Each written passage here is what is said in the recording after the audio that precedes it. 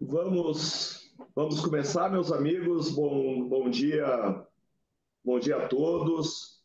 Bom dia ao professor Fabrício Rosso, meu amigo, diretor executivo da Fator RH, né, um projeto que cada vez tem crescido mais no Brasil, e extremamente qualificado e uma super contribuição para as estruturas de RH do segmento hospitalar.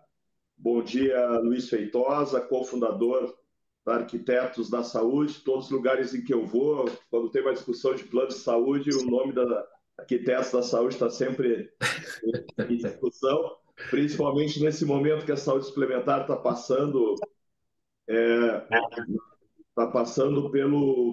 na minha visão, que trabalha há 34 anos na área hospitalar, o momento mais crítico de sustentabilidade do segmento de saúde.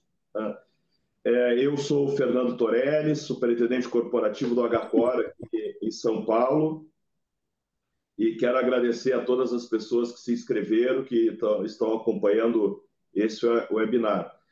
Nós vamos falar de um tema que, para mim, é hoje o maior investimento que uma organização pode fazer. Eu tenho, professor Fabrício, Luiz, acompanhado muitos hospitais no Brasil durante muito tempo. E o tema desenvolvimento profissional na saúde, adotando uma mentalidade de aprendizado contínuo, tem alguns hospitais que não estão passando a dificuldade de caixa que a maioria está passando. E esses hospitais têm uma característica em comum. Eles estão com a mesma equipe de executivos fazendo ciclos de melhoria há mais de uma década. Então, ao invés de estar trocando a equipe todo ano e fazendo a famosa reestruturação, que virou sinônimo de todos os dias, está todo mundo se reestruturando, ele investe na equipe, desenvolve a equipe, atua para que a equipe tenha a condição de fazer cada vez melhor o seu trabalho. Pessoas competentes, pessoas do bem, trabalhando juntas, fazendo ciclos de melhoria todos os dias, num determinado ponto atinge a fronteira da produtividade, porque eles vivem a gestão. Então, eu cito o Hospital Israelita Albert Einstein, o Hospital Moinhos de Vento em Porto Alegre. Observem esses hospitais. Os nomes dos executivos são os mesmos por muitos anos. Só que eles não são os mesmos executivos por muitos anos. Todos os anos eles se modificam porque eles estão se qualificando, eles estão buscando parcerias internacionais, eles estão buscando se qualificar e se transformar. Né?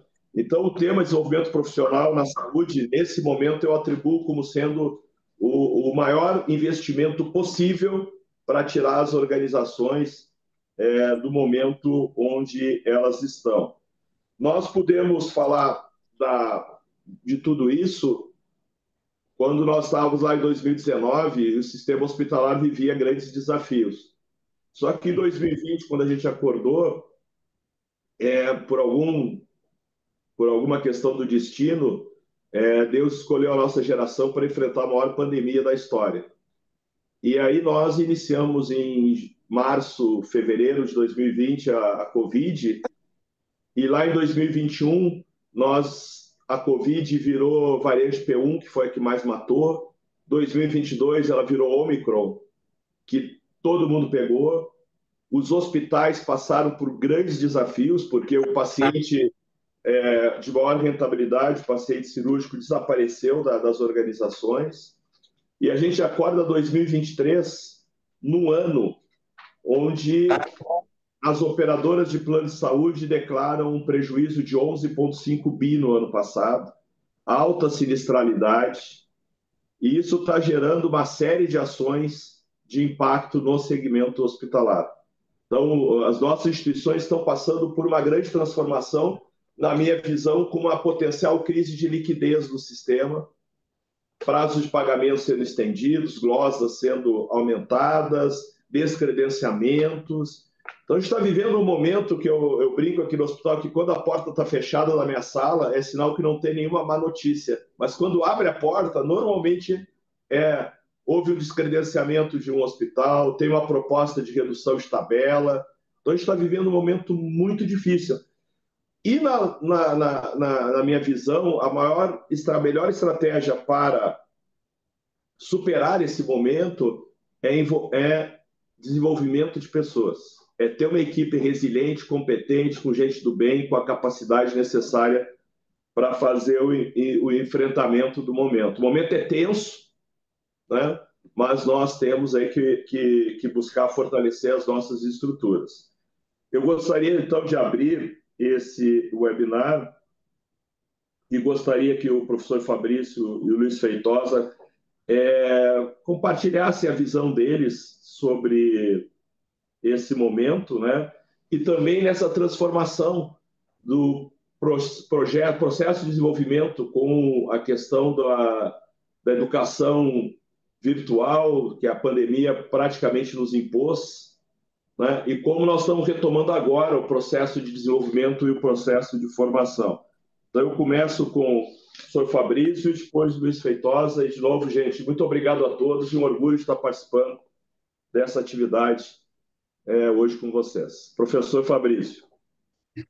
Bom, muito bom dia a todos, né? Uma alegria estar aqui com vocês, compartilhando um pouquinho da experiência na área da saúde, principalmente para falar de gente, né? Queria agradecer à Healthcare Alliance e à Universidade de Viver pelo convite de estar aqui com tantas feras, né? Para mim é uma alegria e uma honra estar com o Torelli, com o Feitosa e compartilhar um pouquinho dessa experiência.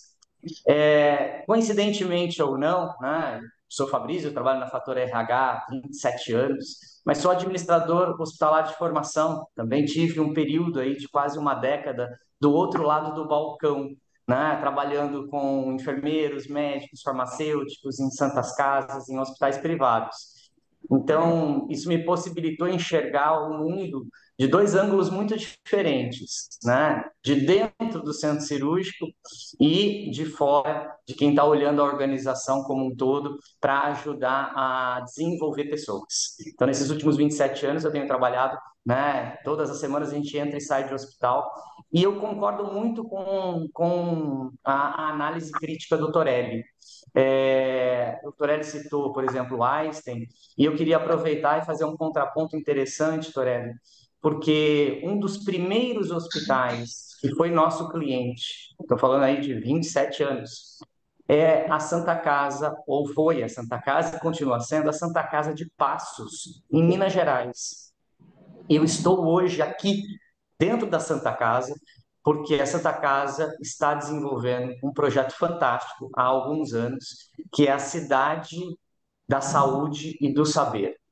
E dentro dessa cidade da saúde e do saber, eles estão promovendo essa semana um fórum extremamente interessante sobre inovação. Innovation Experience, já é o segundo ano. E veja, os diretores, a maioria dos gestores são os mesmos, mas não são, como você disse, Torello, os mesmos de 20 anos. Veja, eles estão construindo, né, uma inovação. A Santa Casa não é uma Santa Casa que se vitimiza. Pelo contrário, quando eu cheguei aqui há 20 anos atrás para implantar o modelo de gestão por competências, eles já tinham BSC. E se você andar pelas Santas Casas do Brasil, você vê que muita Santa Casa nem planejamento tem. Então, assim, eu acho que o time que desenvolve pessoas é um time que, a médio e longo prazo, consegue aumentar competências, habilidades e, claro, produtividade. Recentemente, por coincidência, né, nessa mudança aí do mundo analógico para o digital que a gente sofreu na epiderme, a gente fez uma pesquisa nas redes sociais da Fator RH, coincidentemente, né? E a nossa pergunta era, né, o mundo mudou depois da pandemia, né? Nós tivemos que nos adaptar à tecnologia de uma maneira muito rápida. E aí a nossa pergunta na enquete era: você prefere se desenvolver online ou presencial? Você prefere treinamentos à distância ou você prefere estar em uma sala de aula? E a gente conseguiu, durante um mês, captar mais de 4.000 respostas, e respostas qualificadas, porque nas nossas redes a gente tem diretores, gerentes hospitalares, médicos, enfermeiros, farmacêuticos, nutricionistas. Então, nosso nicho de mercado. Dessas 4.000, mais de 4.000 respostas, o resultado foi que 51% das respostas disseram: eu prefiro capacitações presenciais e 49% online. Então, o que a gente viu, né, na minha visão aqui, para fechar esse contexto inicial, que a gente saiu, né, do zero para o 100, né, a gente saiu do zero tecnologia, né, entre aspas, de ensino à distância, embora já existisse, mas vamos imaginar, né, a gente fez um salto tão grande em 2020 com a pandemia, que o RH, por exemplo, não tinha como fazer o processo de integração dos hospitais. Como é que eu ia colocar todo mundo numa sala e fazer treinamento? Não, eu tive que começar a fazer onboarding online, né? Seleção, como é que eu ia ter uma sala de espera cheia de candidatos esperando, fazendo aglomeração no meio da pandemia, no meio do Covid? Não, eu tive que usar tecnologia, né? Então, eu saí do 100% presencial para o 100% online, da noite para o dia. Eu tive que fazer esse movimento. Claro que o online ele tem suas vantagens, né? A gente ganha em escala, a gente ganha em acesso, a gente diminui custo, ganha em velocidade com a tecnologia. Mas o presencial, o contato humano, a capacidade, né, de ler as reações humanas no presencial é muito mais intensa. E o compartilhar é muito mais, inclusive, afetivo. Então, veja, né, a gente saiu do 100% presencial para o 100% online. Qualquer ruptura dessa natureza é como se eu quisesse virar um transatlântico numa curva única, né? Então, a chance de virar um Titanic é grande. Hoje, a minha leitura é: a gente está voltando a equilibrar o que é bacana no digital, o que funciona no digital e o que precisa ser presencial. Então, a gente, entre 8 e 80, existem 72 possibilidades. E os líderes dentro dos hospitais agora estão descobrindo essas 72 possibilidades. Eu acho que o caminho não é mais só digital, nem só presencial. Ele está no meio, né? Porque o sucesso não está nas pontas. O sucesso está no meio. Obrigado, professor Fabrício. Eu acho que é importante a gente entender que nós somos latinos, né? E nós temos uma cultura de relacionamento, né? Nós gostamos de dar palestra ou participar de uma reunião e para nós ter um vídeo fechado é quase uma ofensa, né? Puxa. Porque para nós é importante ver como a pessoa está reagindo à manifestação que cada um tem. Nós gostamos de dar a mão, nós gostamos de se abraçar, e quem trabalha em hospital é gente cuidando de gente, né? Nós temos que nos proteger, nós temos que ter todos os cuidados sanitários, mas eu gostaria de dizer, eu concordo integralmente com o professor Fabrício, não existe o modelo 100% híbrido, nem o modelo 100% presencial. Existe a necessidade de gerar conhecimento, mas gerar conhecimento é ter interações humanas. Sem interações humanas, tu transmite o conhecimento. Tu apenas transmite, mas tu não assegura que ele está sendo efetivamente absorvido. Luiz Feitosa, fale para a gente um pouquinho a sua visão sobre esse processo da educação remota e presencial na visão dos arquitetos da saúde. Bom dia, prazer estar aqui com vocês, agradeço também pelo convite. Fico feliz em encontrar um colega que também fez administração hospitalar, não estou sozinho. Nesses eventos é difícil encontrar, né? Mas, diferente de você, eu trabalhei em todos os elos da cadeia, menos hospital, que eu lamento muito, não trabalhei em hospital, mas tive muito cliente em hospital, né? Bastante cliente. E aprendo muito com os hospitais sempre, até hoje. E na Arquitetos a gente tem clientes dos hospitais. E essa questão da educação à distância, realmente, vocês vão falando e eu vou voltando à minha memória aquele março de 2020 em que as pessoas me ligaram, os funcionários, dizendo o seguinte: olha, acho que a gente não vai na segunda. tá dando aqui no Fantástico, tem um negócio de pandemia. Eu falei, gente, relaxa, vocês estão com medo, não venham. A gente se vê daqui uma semana no máximo, né? E aquilo se estendeu para 2 anos quase, né? Ah, e foi muito complicado, porque é exatamente isso, da noite para o dia, a gente estava lidando com uma realidade que gerou muita angústia, e até hoje a gente lida com sequelas emocionais disso, né? Quando não físicas, né? Também. E aí o virtual tomou conta das nossas vidas, de repente a gente tinha que trabalhar no virtual, a gente tinha que fazer tudo no virtual. Houve uma demanda imensa, imensa da educação por essa tecnologia e as pessoas queriam comprar curso porque estavam em casa e aí não tinham mais aquele deslocamento do trânsito e o que fazer com mais 3 horas no dia, né? Que para muitos a ida e volta dá umas 3 horas. E todo mundo começou a fazer curso de tudo. Curso de tudo. Lá em casa não foi diferente, né? Eu também sou músico e até a aula de música eu voltei a dar, né? Foi uma loucura porque daqui a pouco eu me vi enfiado numa situação que aquele tempo livre acabou, né? Mas o que eu reparo depois disso e à medida que a pandemia ela foi sendo vencida, as pessoas foram voltando parcialmente ao presencial e a gente voltou, eu diria hoje, para muitos 70-30, 70 presencial, 30 a home office, em outros lugares ao contrário, enfim, mas estamos voltando para o presencial, né?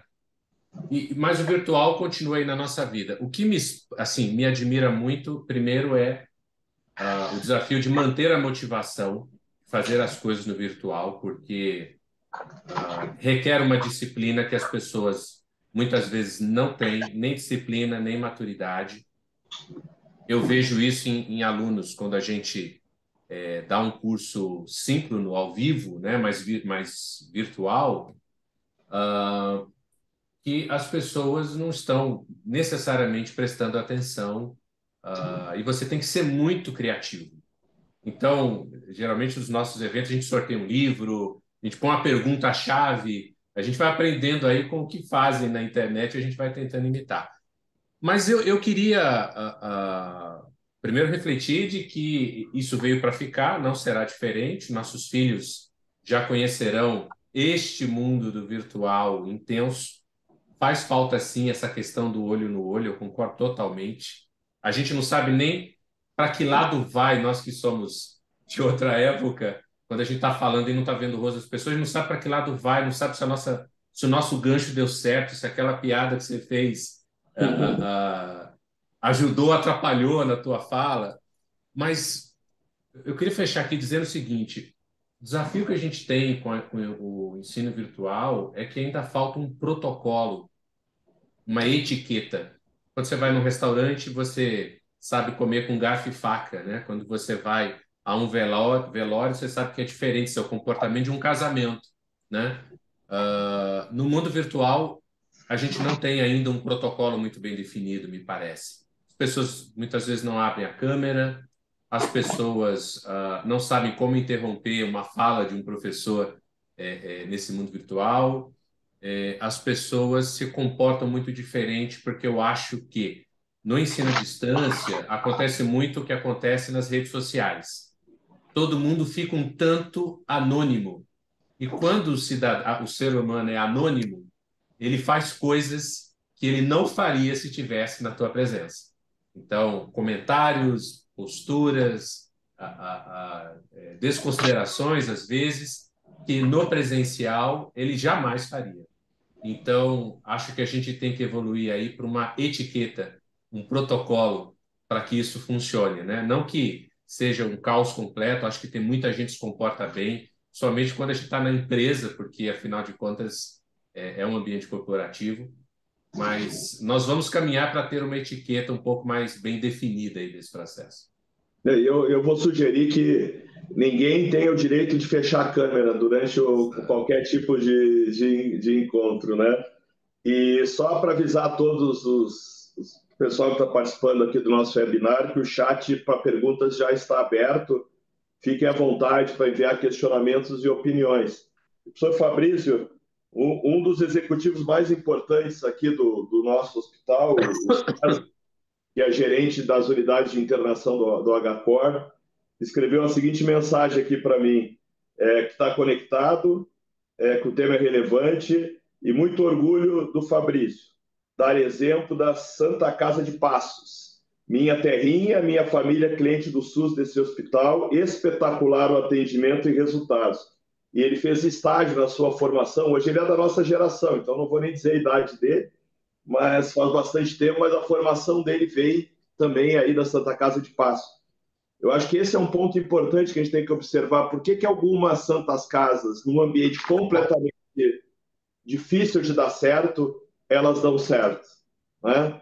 Porque elas investem em pessoas e elas têm pessoas capacitadas e competentes em cada uma das áreas do hospital.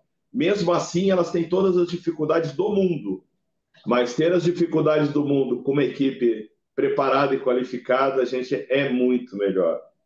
Professor Fabrício, continuando aqui a nossa a próxima pergunta, né? A Fator RH contribui bastante para as instituições de saúde por meio de vários cursos.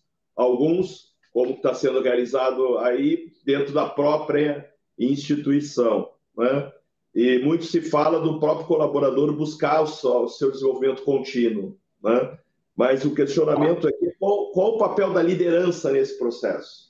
Qual o papel do líder em relação à sua equipe para estimular que as pessoas não parem e continuem querendo cada vez aprender, ou através da empresa, ou buscando algum curso de uma forma espontânea? Qual a experiência sua e da Fator RH na questão do papel do líder do desenvolvimento contínuo da equipe?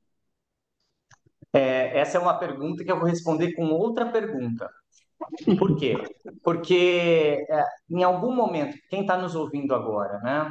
Em algum momento, você que é líder, você que trabalha com gestão, com equipe sob sua responsabilidade, você já parou realmente para pensar e refletir o que significa aprender? Porque essa é uma questão crucialmente importante. A gente costuma terceirizar muito as coisas para o RH, para a educação corporativa, mas o gestor de pessoas do centro cirúrgico sou eu, supervisor de enfermagem, que estou lá dentro do centro cirúrgico todo santo dia, todo santo plantão. Então, você que está lá, né? Você já parou para pensar o que significa aprender? Porque quando a gente fala da experiência do aprendizado, do desenvolvimento contínuo, a gente precisa saber como o ser humano aprende. Essa é uma regra básica para a gente que trabalha com colaboradores, com gente, para gente que lidera pessoas. Então, para desenvolver potencialidades, talentos e ter mais resultado, o líder precisa entender o que é aprender, precisa estudar sobre isso. Se a gente voltar rapidamente aqui num túnel do tempo, né, do nosso nascimento até onde nós chegamos hoje, a gente vai ver que na nossa história nós tivemos dois grandes momentos de aprendizagem, ok? O primeiro grande momento de aprender foi quando a gente começou o processo de aprendizagem de forma natural, espontânea até. Ou seja, eu comecei a aprender a andar, a falar, né, repetindo aquilo que estavam me mostrando, né, fazendo aquilo por repetição, eu aprendi a andar, a falar, e era um processo natural. Esse foi o primeiro marco de aprendizagem humana. O segundo marco foi quando eu fui para a escola.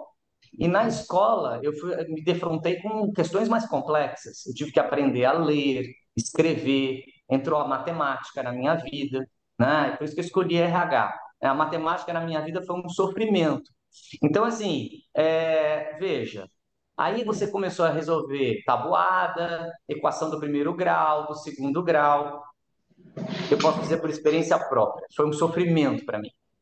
Agora, como é que eu aprendo isso? Eu aprendo isso, agora já não é mais natural, né? Não é um processo natural. Eu aprendo isso através de esforço. Eu diria quase que metódico, né? Então, para eu resolver uma equação do segundo grau, eu vou ter que fazer 5, 10, 20 exercícios até conseguir, com esforço, com um método, entender como resolve a questão do segundo grau. Então, olha que interessante aqui para você que é líder que está ouvindo a gente.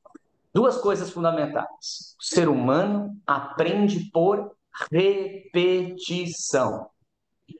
E de duas formas. De forma natural ou de forma a desenvolver um esforço metódico.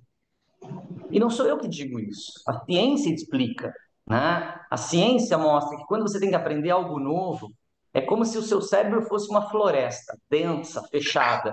Você tem que abrir um caminho novo nessa floresta. Para abrir um caminho novo, isso nós estamos falando de aprendizagem, aprender a abrir caminhos novos, eu preciso fazer novas conexões, neurônio a neurônio. Isso gera reações químicas entre as minhas células nervosas. E quanto mais eu repito esse caminho, quanto mais eu repito esse caminho na floresta, mais reações químicas eu produzo entre um neurônio e outro. E isso gera o que a gente chama de memória. Memória de aprendizado. E é essa memória que vai me fazer, né, aprender e usar isso na prática.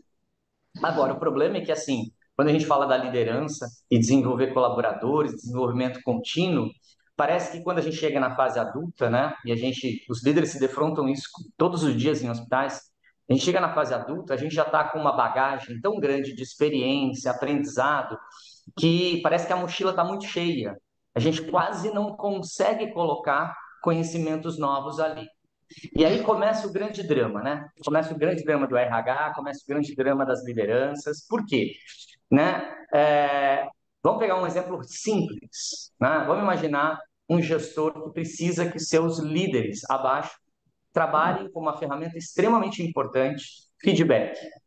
Né? A gente sempre, né, os RH sempre estão tentando ajudar para que o gestor dê feedback, para que o gestor registre feedback. Seja um elogio, né, para reconhecer o bom trabalho, o bom desempenho, a entrega de resultados daquele líder, seja de orientação quando o desempenho não atinge o objetivo que a gente precisa, a meta da instituição.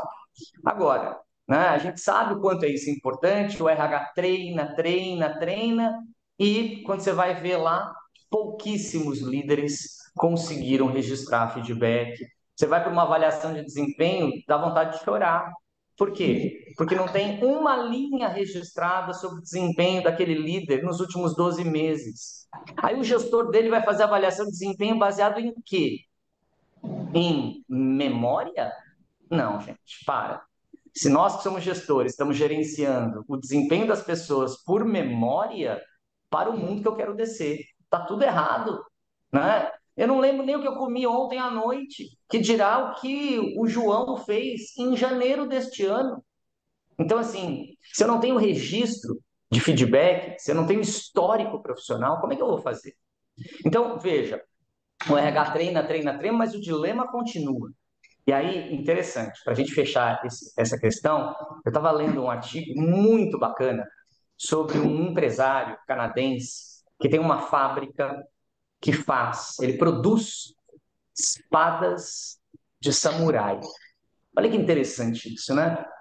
Num primeiro momento parece que tem nada a ver com a gente, mas ele produz espadas de samurai. E aí ele resolveu aprender como fazer a melhor espada de samurai. E ele foi para o Japão e ficou anos lá aprendendo.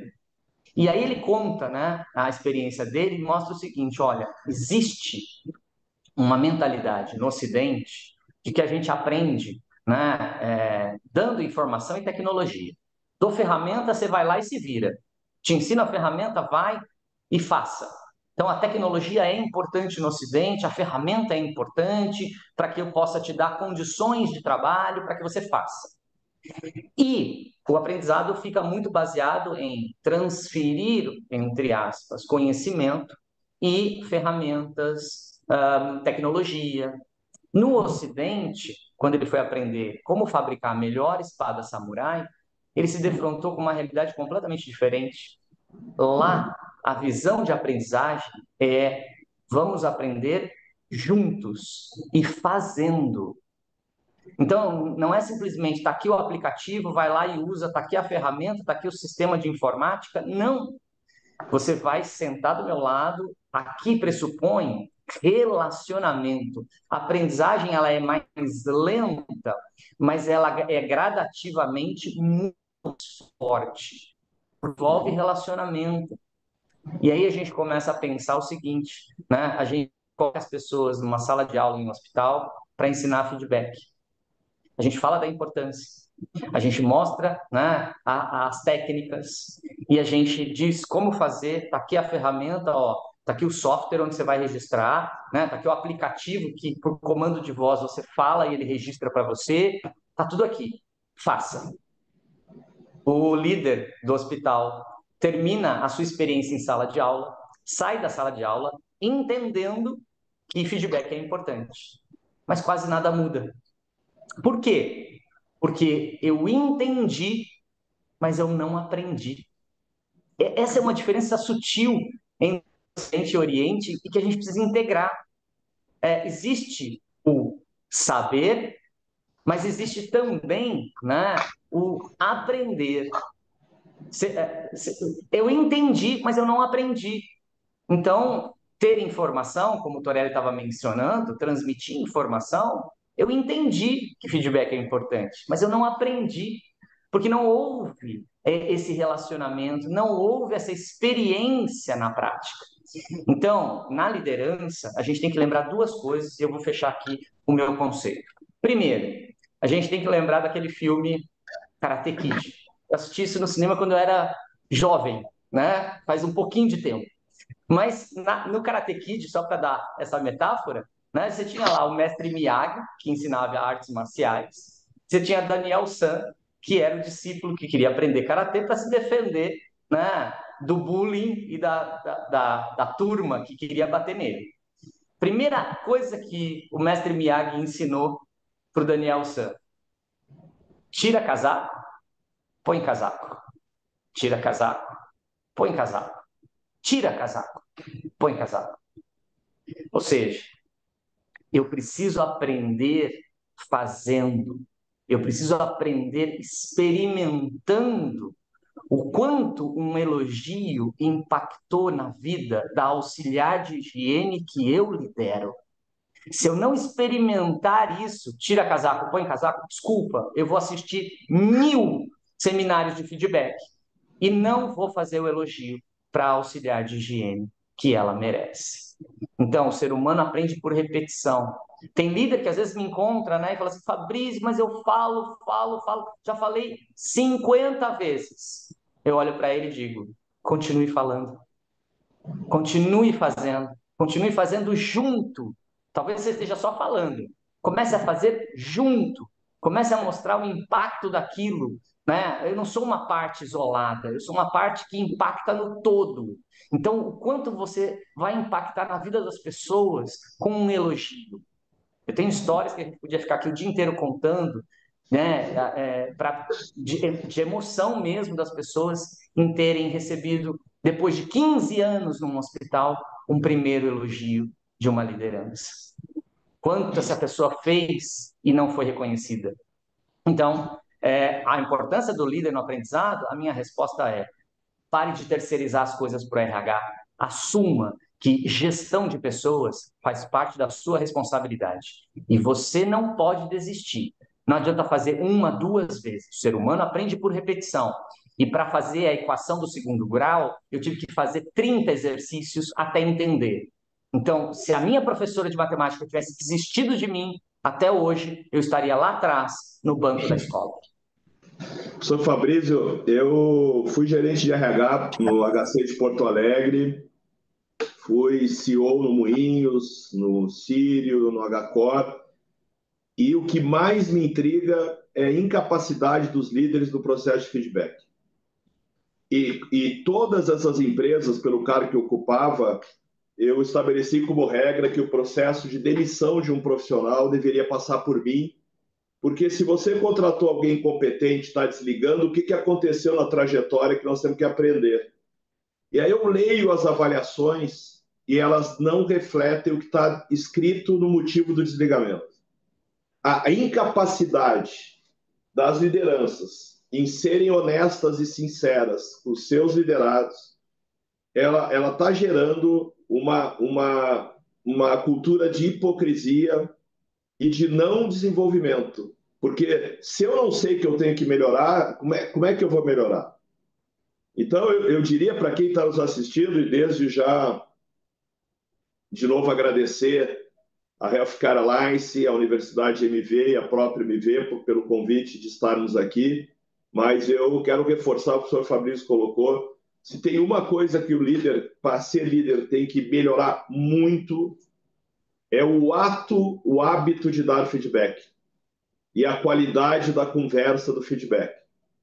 E não é dar o feedback que a empresa exige, que até tal data tem que fazer avaliação, que tem que estar registrada no sistema. O feedback ele acontece todos os dias, em todas as reuniões, onde você tem uma oportunidade para poder ajudar a qualificar a sua equipe. Mas nós temos que entender que deveria estar na Constituição brasileira que todo profissional, todo trabalhador deveria ter um líder competente, deveria estar escrito na Constituição. Tem tanta coisa na Constituição, tanta bobagem, que deveria ter isso na Constituição. Luiz, o arquiteto da saúde já atua em outros segmentos de saúde, não só na área hospitalar. Gestão de planos de saúde, planos coletivos, e existem profissionais nas empresas atuando nesse setor, mas ainda não caracterizando de forma adequada a gestão da sua própria empresa, né? A gente busca dar opiniões sobre como deveria ser a saúde no Brasil, mas eu estou aqui na minha empresa, eu tenho 8.000 vidas. Então, a saúde do Brasil pode ser seguir um pouco do exemplo do que eu estou fazendo, né? Mas para isso eu tenho que fazer. Né? Eu brinco também que o problema, nunca o responsável por uma reunião veio na reunião, sempre a culpa é do outro. Então a culpa é da operadora, a culpa é do governo. Né?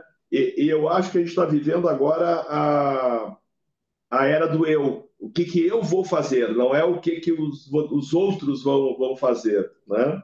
Então a minha pergunta para você, na sua experiência, é como capacitar esses profissionais para um novo sistema de saúde, porque o atual está entrando em colapso. Isso significa que alguma coisa nova tem que acontecer. Como capacitar as pessoas para entender o que é esse novo na área de saúde? Pegando um gancho do que você falou, eu costumo dizer que todo gestor de plano de saúde é um mini secretário de saúde, né? Porque ele tem que garantir acesso à saúde para um conjunto de pessoas com orçamento limitado e desafios enormes de caixa, de reajuste para o próximo ano, de satisfação, de insatisfação. Então, é como se fosse um secretário de saúde. Quanto maior a empresa, maior o desafio. E a gente aqui tem esse privilégio de lidar com todos os elos da cadeia, então a gente conversa muito com o corretor, a gente conversa muito com operadoras, conversa também com aquele que fornece o plano que compra o plano de saúde, que são as empresas principalmente, mas não apenas as empresas, enfim. Eu acho que a primeira dificuldade é de confiança. Nós, como não resolvemos algumas coisas que há muito tempo a gente já faz o diagnóstico, do alto custo, dos reajustes que são muito pesados, de uma relação muitas vezes conflituosa do prestador de serviço com a operadora, nós temos um problema de confiança. E é muito do que você exemplificou, né? Nunca a culpa é de quem está fazendo a narrativa, a culpa é sempre do outro, né? Então, joga-se para a agência, que por sua vez devolve a bola para as operadoras, que por sua vez joga para os prestadores, para os recursos credenciados, mas ultimamente também para os beneficiários em relação ao seu comportamento, em relação às fraudes. Enfim, nós temos o primeiro problema é de confiança. Nós não nos confiamos o suficiente. E é por isso, talvez, que em algumas soluções a gente não avançou. Quando a gente criou o curso aqui na UMV, a gente fala um pouco disso, né? Quais são os conhecimentos comuns que tanto operadores, como prestadores, como aquele que contrata o plano de saúde deveriam ter para que a gente tenha a mesma fala? Porque a desconfiança ela vem da gente não falar a mesma coisa. Tudo bem, as preocupações são diferentes, mas a gente está lidando com a mesma temática. A gente tinha que ter uma tentativa de ganha-ganha, né? Outra brincadeira é que não é uma cadeia, como é que fala? Uma cadeia de serviço, uma cadeia alimentar, né? Porque a gente fica tentando superar o outro em detrimento de uma relação em que todos podem ganhar. A segunda questão, que eu vejo que é uma dificuldade que o ensino pode ajudar, é que a gente não compartilha metas. Quem contrata o plano não compartilha suas metas com a operadora. Eu vejo muito bid que a gente constrói pensando no plano que a gente quer ter. Então, a gente vai contratar uma consultoria, vai contratar uma corretora para construir o plano que a gente quer ter. Mas a gente não compartilha essa visão com a operadora. A operadora constrói programas de saúde, mas não necessariamente ela está ouvindo o seu cliente a respeito de qual programa de saúde ela gostaria de ter para os seus colaboradores. A gente transforma tudo numa mera burocracia, porque nós não estamos compartilhando o que é essencial. Olha, o essencial para mim é ter um reajuste todo ano no meu plano de até 10%. Por outro lado, eu estou disposto a garantir o mínimo para a operadora. Mínimo de reajuste sem negociação. Bom, essa seria uma meta que forçaria a operadora a tomar um posicionamento um pouco mais efetivo.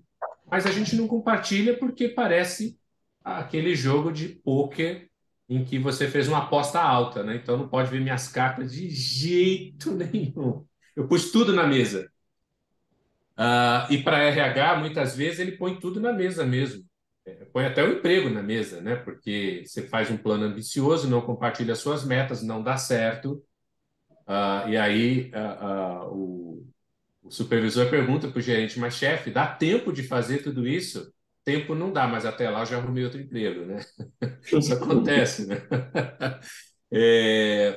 E aí, se a gente resolve confiança, se a gente resolve compartilhar nossas metas, isso tem que passar por capacitação.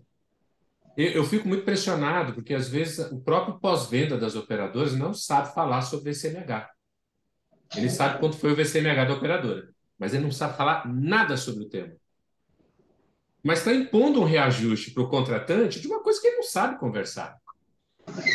Ao mesmo tempo, os contratantes, eles olham para a VCMH como um índice a ser derrubado, enquanto eles deveriam olhar para a variação dos custos médicos hospitalares como um insumo de gestão. Cara, se eu tenho banco de dados, se eu sei o que está variando de um ano para o outro, tanto na frequência quanto no custo, eu tenho um insumo maravilhoso para fazer gestão. Eu sei aonde nasce a minha variação de custo. Agora, esses são conceitos que estão no contrato, que a gente conversa sobre ele, mas a gente não educa sobre isso. E eu afirmo a vocês, muitas vezes a própria área de relacionamento das operadoras não sabe conversar sobre esses temas.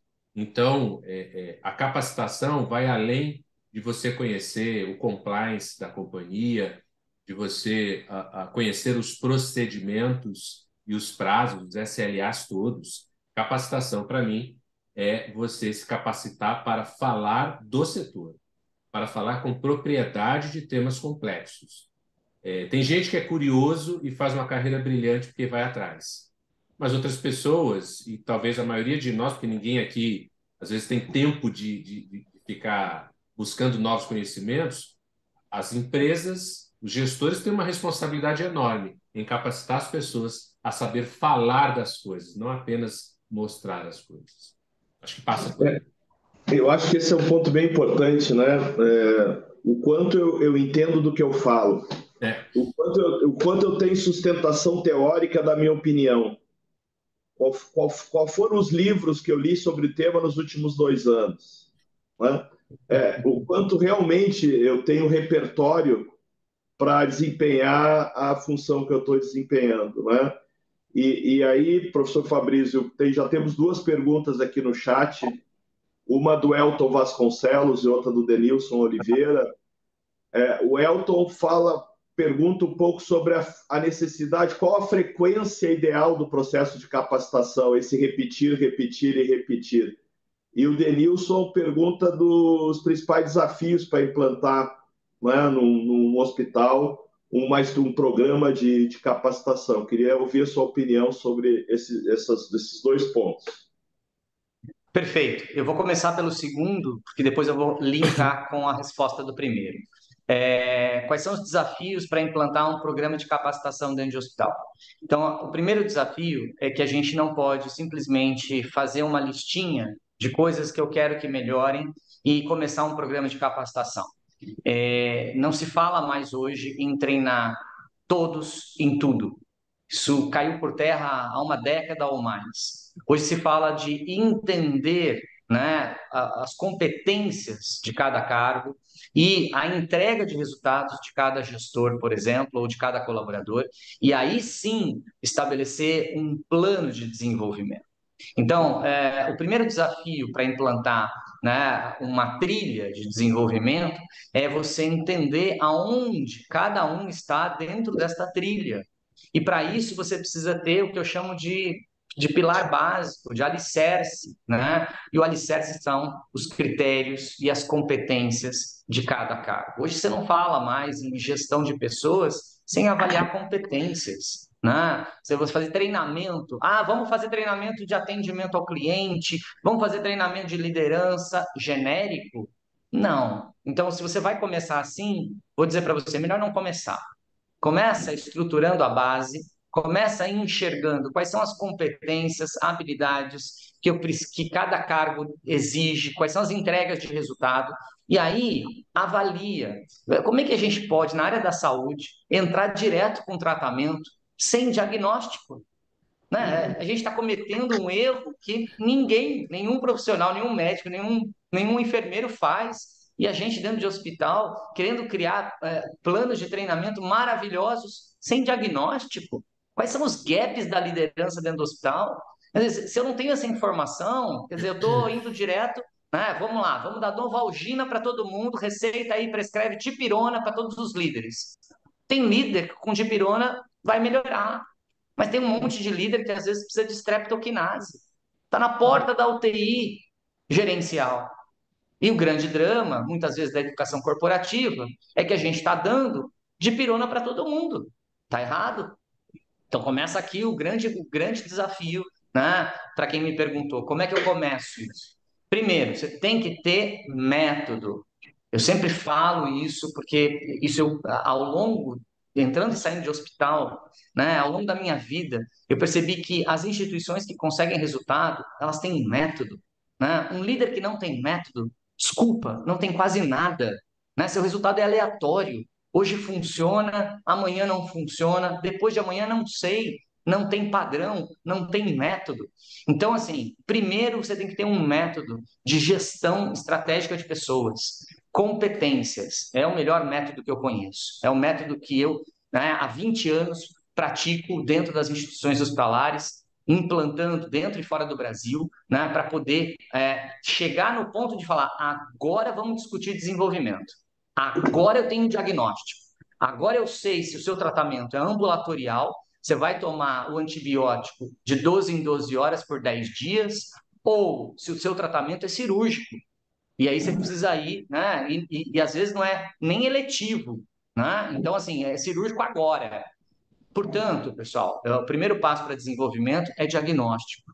Não comecem nada sem isso, porque vocês vão gastar uma energia gigante para um resultado pequenininho, ok? Isso é um erro estratégico que alguns RHs, inclusive, ainda cometem, porque não tem esse conhecimento, não tem método, ok? Ou às vezes tem um método meio tipo copia e cola do Google, sabe?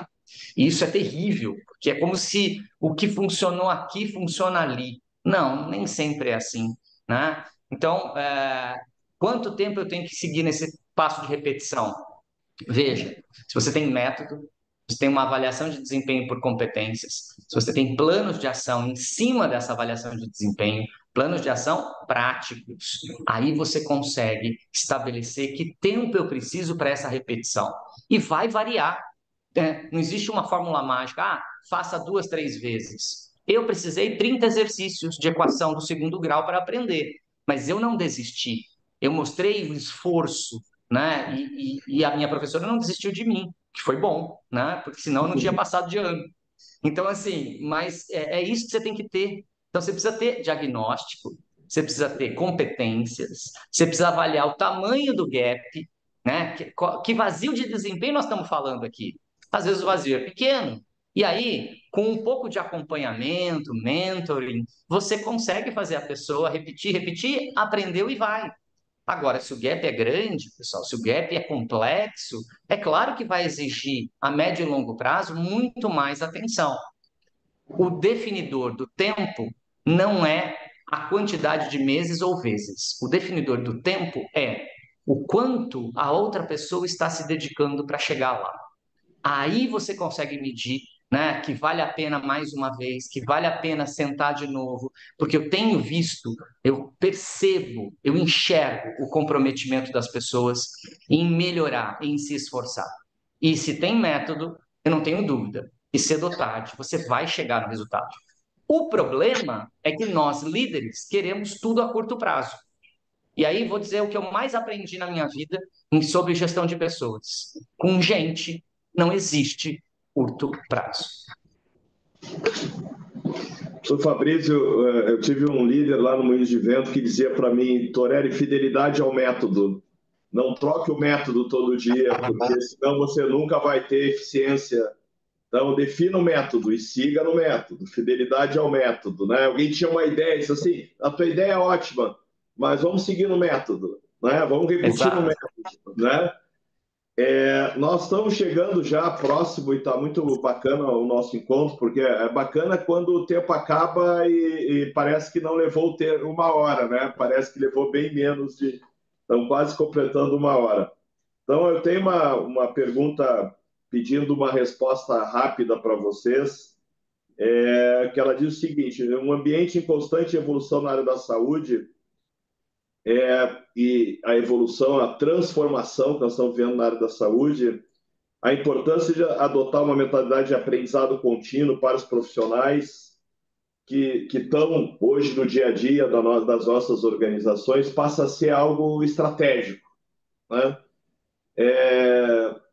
Que dica vocês dão pela experiência de vocês de fazer isso numa intensidade estratégica, fazer isso de verdade, fazer isso chegar chegando, né? E não, vamos criar um programa, né? Como é que a gente dá um choque para que o desenvolvimento humano, a capacitação, esteja do tamanho da necessidade do momento que a saúde está vivendo? Nós estamos passando por um desafio imenso. Qual a importância estratégica de como fazer isso tão rapidamente? Eu sei que é difícil, mas eu pediria que vocês fossem bem objetivos para nós cumprir o horário destinado ao nosso webinar. Começo pelo Luiz. Bom, eu acho que, em primeiro lugar, inspirar as pessoas. As pessoas precisam acreditar sinceramente naquilo que a organização está estruturando como desenvolvimento. E muitas vezes as coisas não dão certo porque a gente escreve políticas e se comporta para outra direção diferente do que está escrito. Então, os líderes precisam dar o exemplo. Gostei muito da história que você trouxe sobre o método e que temos que ser fiéis ao método.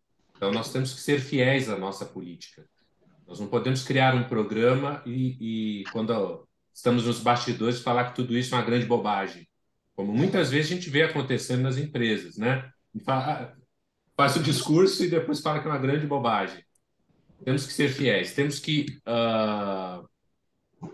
colocar na cabeça das pessoas que, por mais que a gente monte um programa, a responsabilidade pela sua carreira, pelo seu desenvolvimento é individual. A empresa não é teu pai, tua mãe, ela vai lhe dar recursos e você tem que fazer bom uso disso.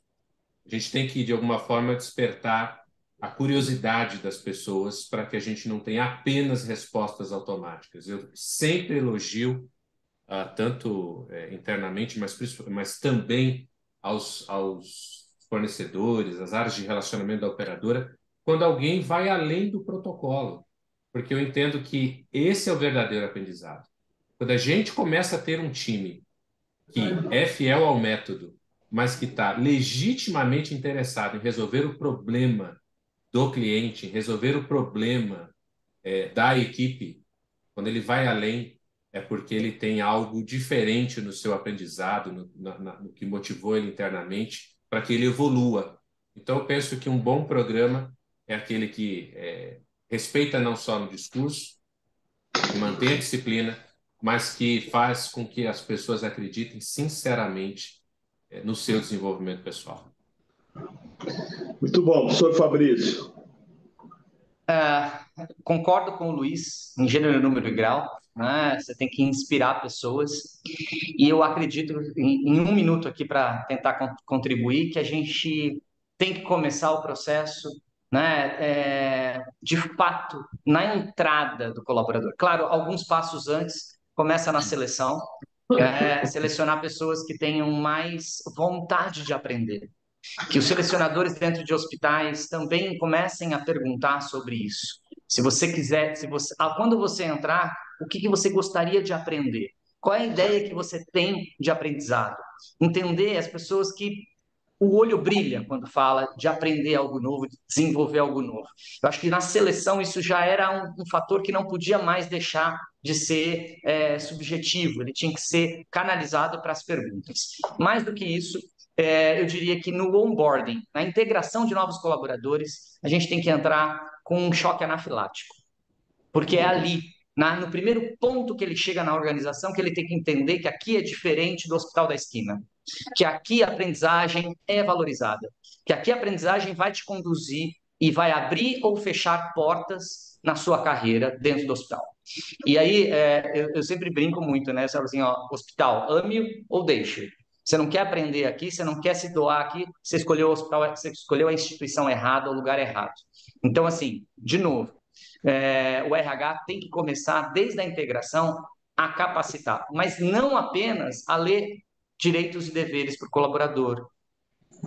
Quando você tem método, né, a gente está falando disso, quando você tem, por exemplo, um modelo de gestão por competências, na integração, eu tenho o perfil por competências do cargo e o RH vai ajudar a liderança setorial, em parceria, a treinar esse colaborador desde o momento que ele entra naquilo que o cargo exige como fator crítico de sucesso.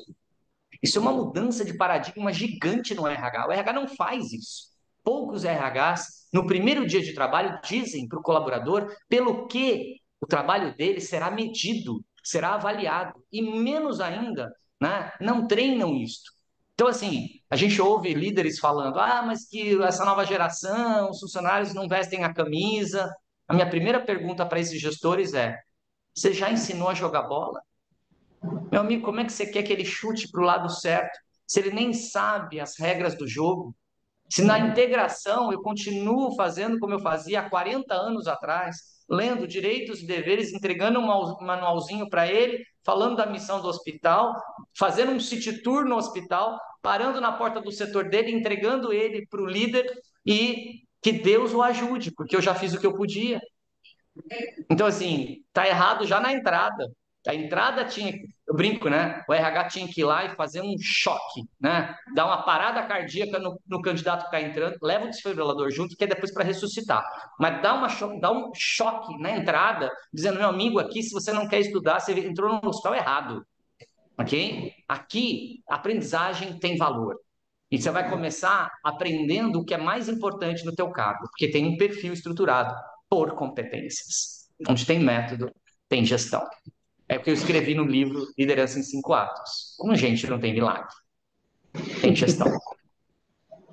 A gente pode ter muita motivação, né, gente? Mas o incompetente motivado faz um estrago para a instituição, né? Então é bom a gente ter método e competência para associar a motivação. Queria agradecer a Valéria Macabelli da UPSPAC pelos comentários que ela fez. Queria agradecer muito a Healthcare Alliance, né? Agradecer à Universidade MV e à própria MV, e de minha parte agradecer a todos, né? Foi, na minha opinião, um webinar bem bacana, profundo e adequado, né?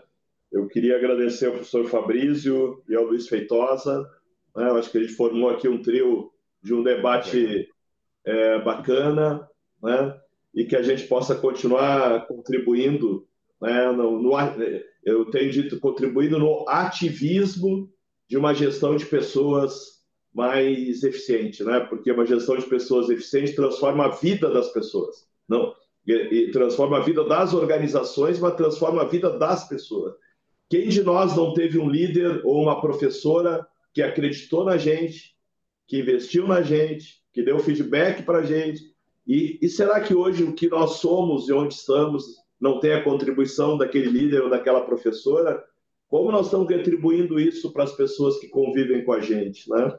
Então, o ser humano tem que entender que tem aí um espaço bacana de desenvolver e capacitar as outras pessoas de verdade, né? Não por obrigação ou imposição do RH. Deveria ser o nosso natural, né? Então, eu queria agradecer a todos, um forte abraço. Professor Fabrício e Luiz, vocês têm 10 segundos para se despedir e aí nós finalizamos nosso webinar. Professor Fabrício. Queria agradecer à Healthcare Alliance, à MV, à Universidade MV também, à Autorelli, que para mim sempre foi um grande exemplo de liderança na área da saúde, né? E fico muito feliz de ter compartilhado isso. E pela alegria de conhecer o Luiz Feitosa hoje e saber que temos tanta sinergia, tantos pensamentos em comum. Dizer finalmente para quem está ouvindo a gente que acredite, as pessoas são como uma semente, elas não brotam do dia para a noite. Se você não desistir delas, um dia você vai olhar para trás e dizer: puxa, valeu a pena. Olha a árvore que nasceu depois de tanto tempo. Acredite na semente, continue cuidando dela. Bacana. Luiz. Prazer imenso estar aqui com vocês. Realmente o tempo passou bem rápido. Esse é um tema muito legal. Mas é só de agradecimento mesmo e ficar à disposição de todos vocês aí para a gente voltar a discutir o tema ou falar do nosso setor. Sempre, estou sempre disponível. Muito obrigado. Gente, obrigado Healthcare Alliance, obrigado Universidade MV, obrigado MV, obrigado professor Fabrício, obrigado Luiz Feitosa, obrigado a todo mundo que nos assistiu e quem sabe a gente não repete esse papo mais uma vez numa data futura. Forte abraço a todos, sucesso e saúde. Obrigado, grande abraço a todos.